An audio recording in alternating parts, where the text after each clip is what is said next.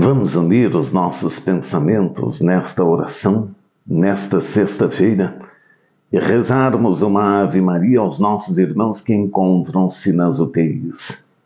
Onde você estiver, minha irmã, onde você estiver, meu irmão, juntos compartilhemos e levemos, meus irmãos, esta oração a muitas outras famílias que estão neste momento com entes queridos nas UTIs.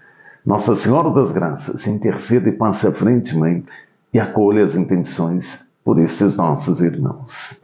Ave Maria, cheia de graça, o Senhor é convosco. Bendita sois vós entre as mulheres. Bendito é o fruto do vosso ventre, Jesus. Santa Maria, Mãe de Deus, rogai por nós, pecadores, agora e na hora de nossa morte. Amém.